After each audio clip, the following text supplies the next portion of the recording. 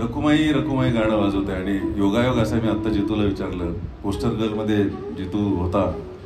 फार गंभीर विषय फार चांगल्या पद्धतीने मांडला होता आणि समीर पाटीलने, आणि त्याच्यामध्ये मी रकुमाई हे गाणं लिहिलं होतं.